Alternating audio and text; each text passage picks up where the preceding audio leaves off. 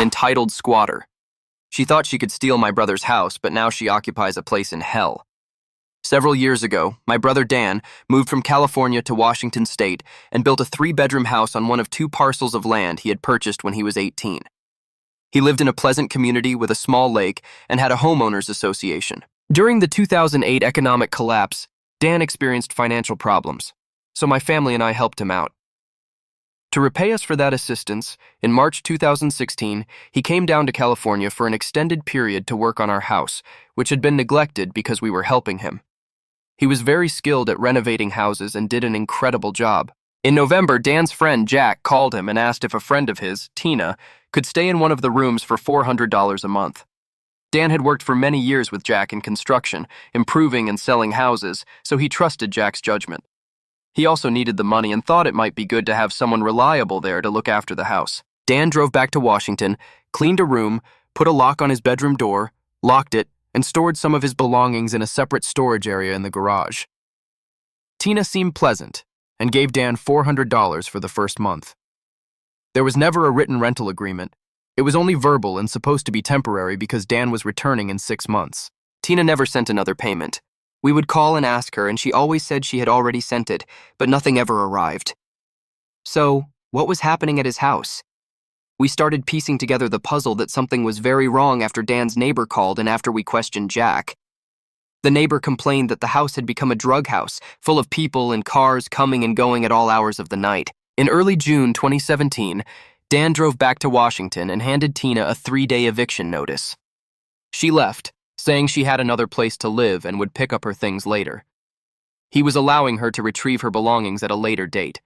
He just wanted her gone. He began working on repairs and cleaning the house. I sent Dan a care package with some clothes, a California-themed shopping bag, and gift cards for gas and food. 5 days later, Tina showed up with 2 men who punched Dan in the face. They wanted to reclaim the house by force. Dan went to his neighbor and called the police. The police arrived, and instead of arresting the men and Tina, they took Dan to jail for failing to appear for a child support court date, which had resulted in an arrest warrant. Before coming to California, he thought everything related to overdue child support payments for his adult, independent, and successful 23-year-old son was already resolved.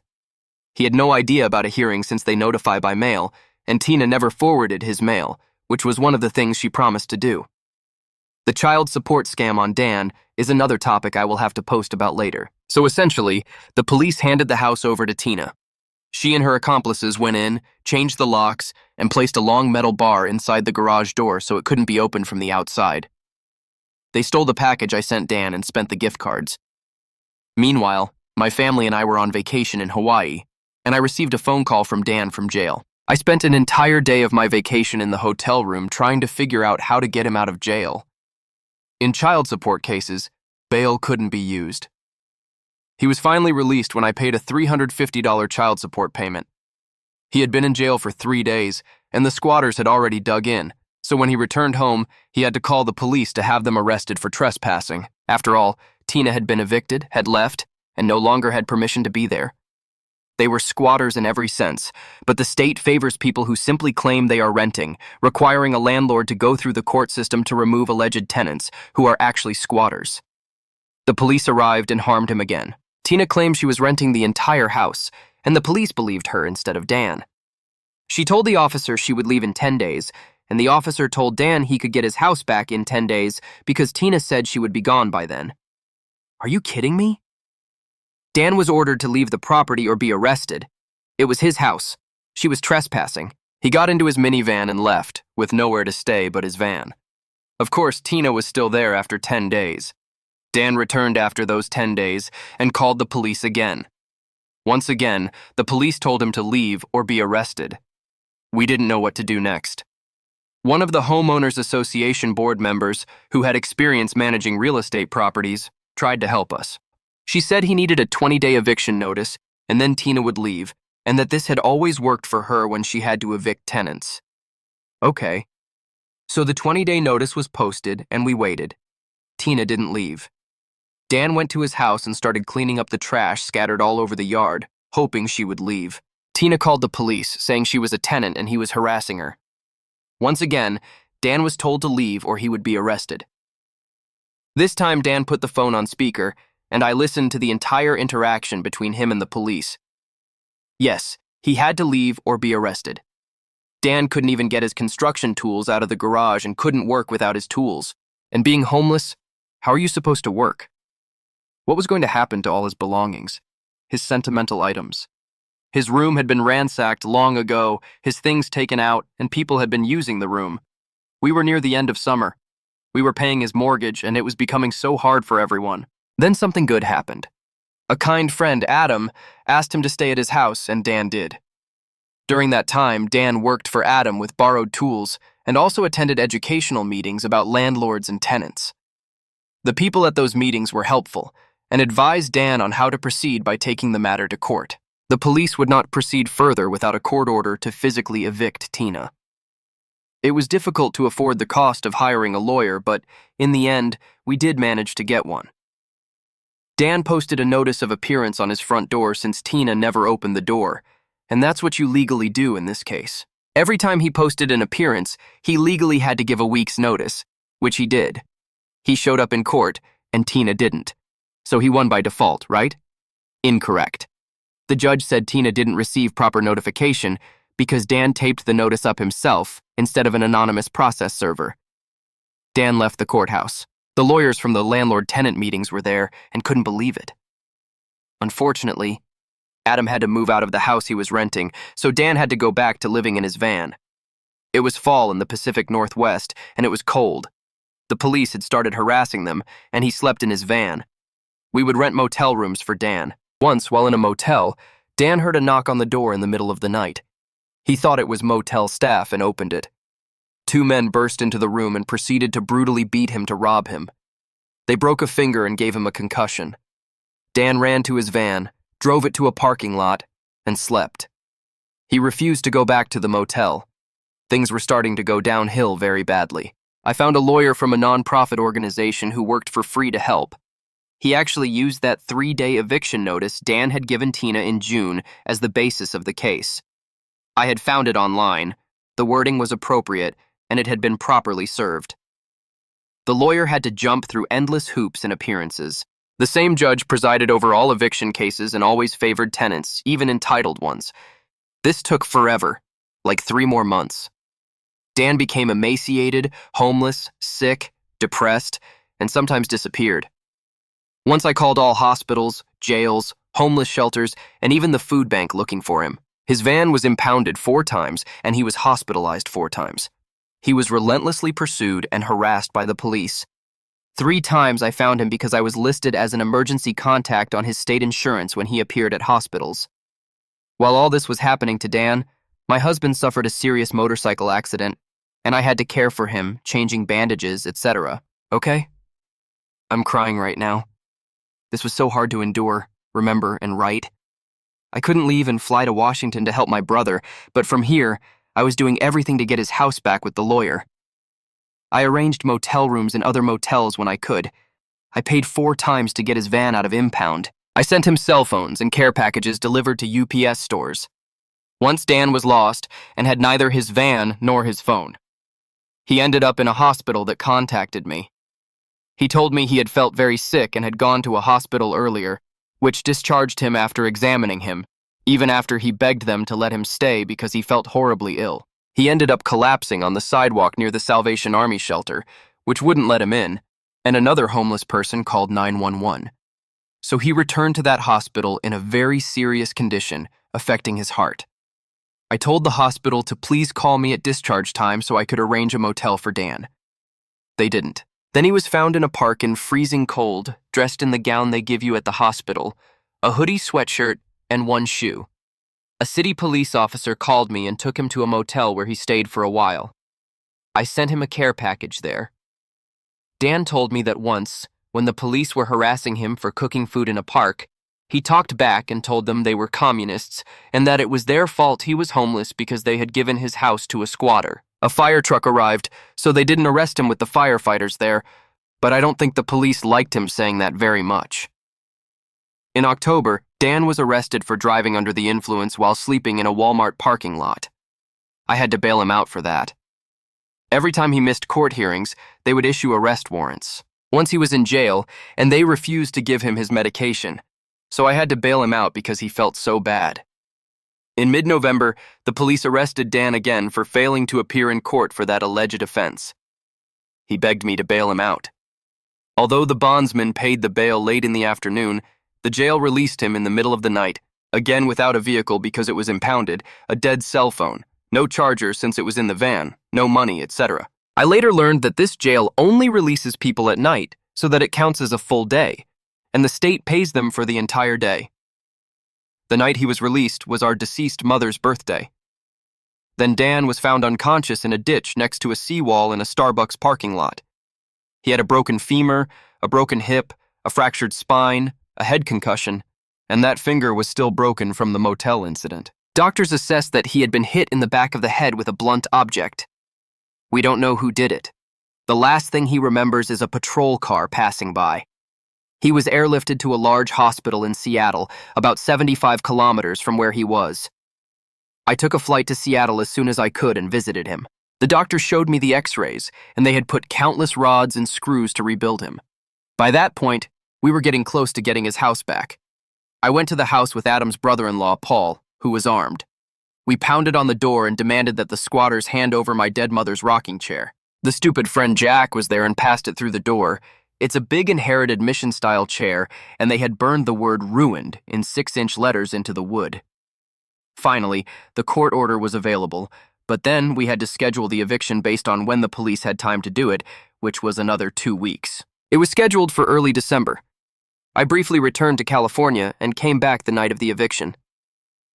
Dan had been in the hospital for almost 2 weeks. When he was discharged, I arranged a nice long-stay hotel near home for him to live until the police evicted the squatters. Paul helped us immensely. He was with the police at the eviction, changed all the locks, and secured the house. He picked Dan up from the hotel, and Dan was able to witness the eviction of that entitled bitch from hell. She was the only one left in the house. They had put a notice on the door to warn everyone to leave, but as always, she didn't believe there was any reason for her to have to go. It caught her completely by surprise. The police knocked on the door and demanded she leave immediately. She asked if she could take this and that, but no, she couldn't. She grabbed her little dog, her purse, and left with nothing else. The police put a notice on the door after Paul secured everything. They took Dan back to the hotel, and then I arrived. I wish I could have seen the eviction, but I couldn't get a flight early enough. Neighbors said that night a bunch of people went to the house knocking on the door, trying to get in, but they couldn't. They almost called the police, but the people left. We went every day for about a week to clean up. Dan was in a wheelchair and on strong medication, so it was difficult. He couldn't help much, but he did his best. The house was a mess. There were literally 5 tons of trash in the yards around the house. The garbage collection service wasn't active during that time, so they just piled it up around the house. On one side of the house, there was an enormous column of trash made of wire mesh. It was about 8 by 8 feet and at least 11 feet high. The front yard was horrible, with several trash piles over 3 feet high. Tina left absolutely everything in the kitchen, in the cabinets, and rotten food in pans. The carpets were soaked with dog urine. There were clothes and junk everywhere. There were piles of crushed glass embedded in the gravel of the driveway, as if she wanted us to get flat tires. Above the door frame from the house to the garage was a very dangerous booby trap that literally could have killed someone. It was made with large, heavy metal clamps with a glass jewelry display case wobbling on top. It could have fallen on someone's head if it wasn't discovered, and someone moved it even a little bit. The water had been cut off for months by the Homeowners Association because they controlled the well and owned the water system. As soon as you don't pay HOA fees, they cut off your water. All the toilets were clogged with expletive. The drain system was impossible to unclog. And later, Dan discovered they had thrown dirt and plastic containers down the pipes. He had to get under the house and take apart the pipes to get everything out. Hung on the wall, in plain sight, in the master bedroom was the California shopping bag I had sent Dan in the package that Tina had stolen. She hung it there to provoke me. I'm not super religious, but I felt the worst kind of evil there and had to pray and rebuke the evil spirits from that house. I stayed for weeks cleaning there and hired some people to clean the yard and make the front presentable. Afterward, Dan and Adam took care of the column of trash on the side of the house. Every construction tool that belonged to Dan was stolen. He couldn't work much from a wheelchair, but he needed the tools to repair his own house. Dan persevered. He finally got to the point where he could walk. Now he can't walk for long periods. He gets tired easily, but he can do things slowly. He has some nice housemates who drive him places and look after him sometimes. Many of his tools have already been replaced. He sanded the ruined message off Mom's rocking chair. We have spent so much money helping him, but what are you supposed to do? It was a life or death situation.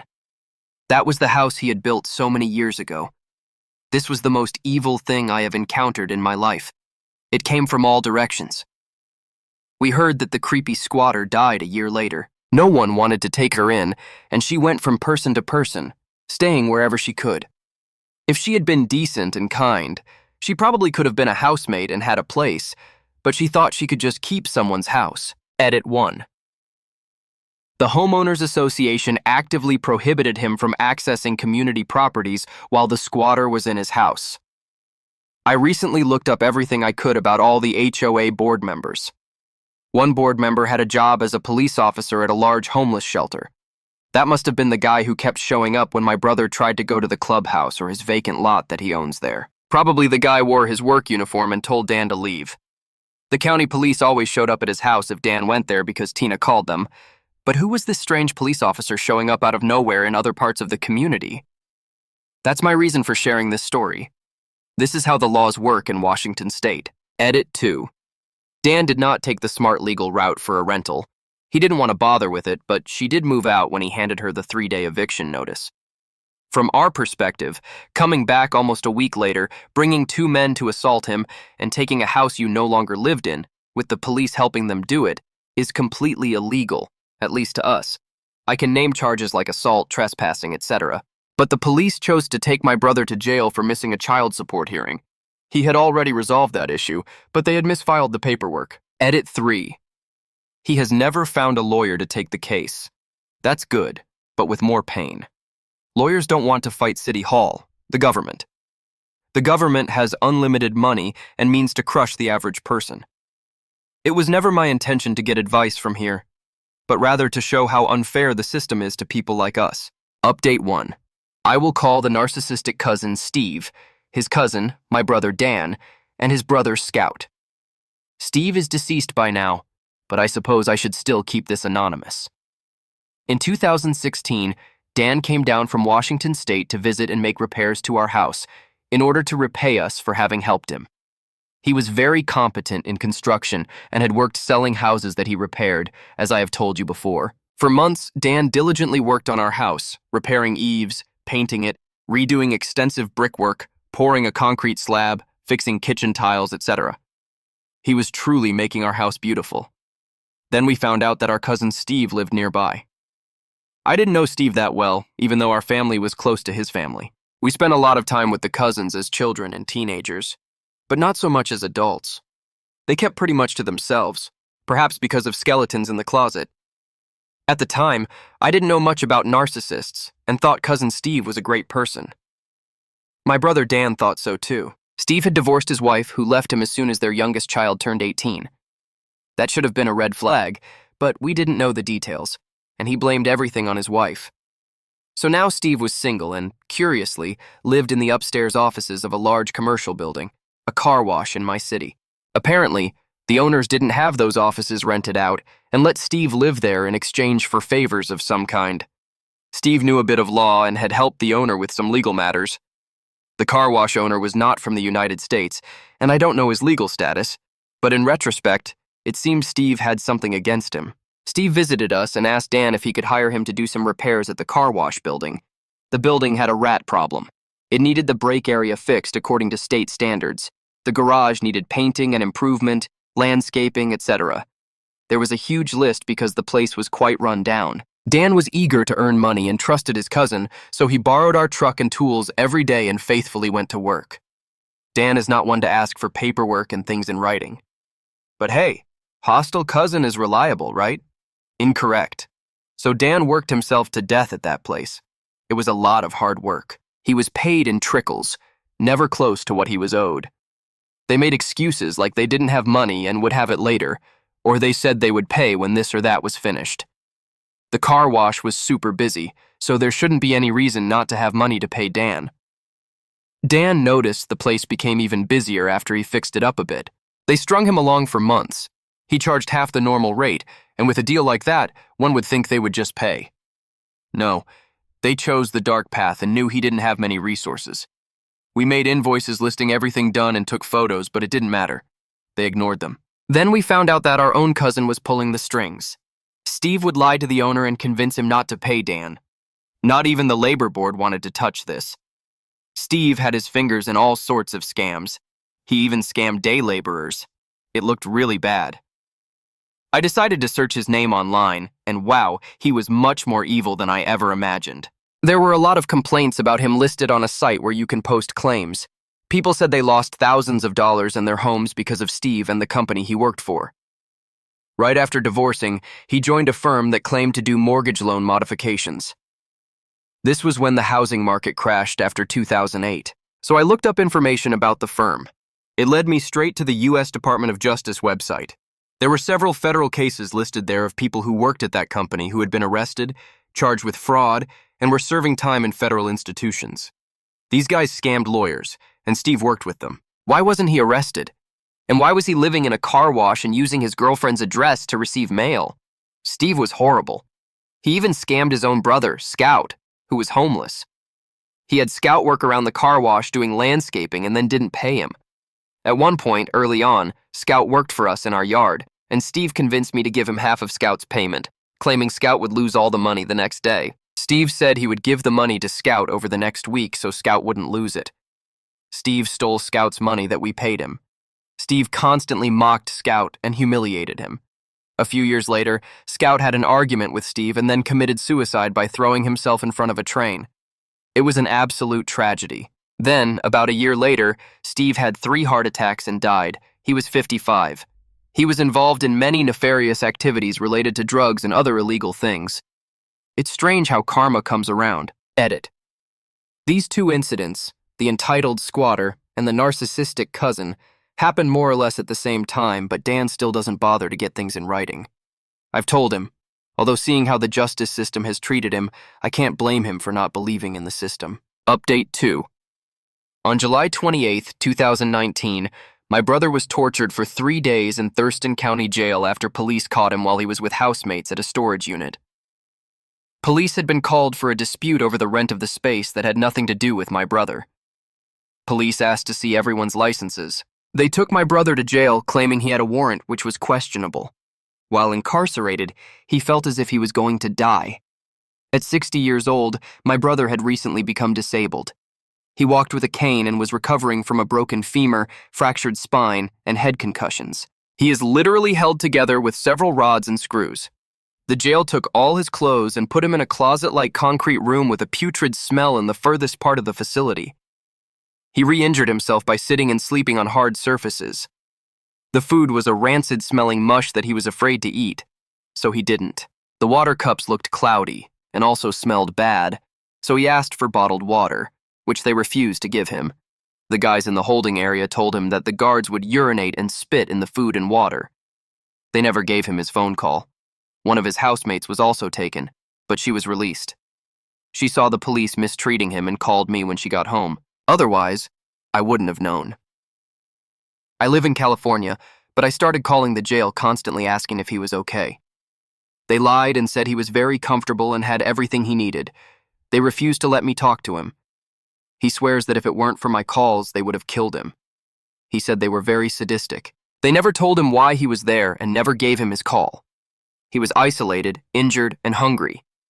They refused to let me talk to him no matter how much I insisted. I was so scared. I intuitively knew he was in grave danger. I will write what was said in all the phone conversations. They said doctors and mental health staff were attending to him, but they weren't. They were pure lies. He was in tremendous pain. He didn't eat or drink for 3 days and suffered with his broken bones dislocating. I felt so relieved when they finally let him out. He was so grateful to be alive. I asked him what kind of people were in the holding area, and he said they were mostly normal people who had done something minor, like missing child support payments. He didn't see many addicts, homeless people, or hardened criminals. Apparently, he was in jail on false charges of drunk driving and reckless driving. His original infraction was very minor. He was sleeping in a Walmart parking lot in his van because squatters had taken over his house while he was visiting California. The police arrived, banging on the van, and said he was driving drunk, but he hadn't driven in hours and was asleep. It took 6 months to evict the squatters, and that's another story. Please read my other Reddit post about the squatters. After fighting for months in court over this, it was reduced to reckless driving, but he still didn't accept the charge. He refused to accept any of those accusations and wanted a trial. They kept postponing court dates 3 or 4 months at a time. I think they didn't know how to handle the case and thought they would lose if it went to trial. They were disorganized and couldn't keep the facts straight. The original charge was petty, and they were wasting time and resources on something ridiculous. They mislabeled the paperwork, adding all charges together instead of leaving only the reduced reckless driving charge. A warrant was issued by mistake, and he didn't know it. The police at the storage facility were basically fishing for people to fill their overpriced jail and raise revenue to support it. They searched his name, and a warrant came up, which he didn't know about. So they put him in a concrete room away from the other inmates, without Miranda rights, without a call, without clean water or food, disabled and re-injured. Later, at a hearing, he realized he had been mistaken for another man in Washington with the exact same name, who was a criminal with a long history. In court, he was questioned about many crimes he had no idea about. His housemate was with him, and both became suspicious. He objected and said they must be confusing him with someone else. Then all the bigwigs in court went to a meeting, came back, and dismissed the case entirely. My brother can be a bit rough, but he's not a criminal, and he has been kind and helped many people, even those who didn't deserve his kindness. He was a floor and tile installer and construction worker before becoming disabled. I've called him Dan in the other Reddit story. Regarding the jail, I found news articles about the controversial Thurston County Jail. It was deemed too large, too expensive, and impossible to operate. After being built, going over budget, and being ready for use, it didn't open for 5 years. That makes me conclude that many people are caught and put in there when they shouldn't be, especially workers who are not so much trouble to deal with. They probably collect government revenue for each person who stays. They don't let anyone out until late at night so they can charge for a full day. As a consequence, people leave in the middle of the night with their cars impounded and perhaps have no resources or people to pick them up. Vulnerable women are even more at risk. My brother believes that many of the workers at that jail acted sadistically and that some had very low IQs. They said inappropriate and cruel things and acted similarly. An unfunded jail is not going to pay high salaries to its staff. So how good are those employees going to be? Needless to say, I have a great distrust of the judicial and correctional systems there. Edit 1. In one of my posts, I talked about this Homeowners Association member who was a police officer, one who basically harassed my brother every time he tried to get his house back. Well, he is serving a long sentence for corruption. The strangest thing is that it is a case brought by the prosecution itself. I think he took money from the wrong person, and it's not a case of justice now doing its job. Edit 2. 2 years later. Remember Jack, the friend who introduced Tina to my brother, the same woman who squatted in the house? He was murdered a few months ago in a dispute. I don't know much, and my brother just found out very recently. We know they were arguing over some deal that went wrong, and the other guy shot him. The other information we have is that the person is being charged with murder, but we don't know their name, and we haven't been able to find more information. Dan is doing well. He still uses his cane to walk. That will never change.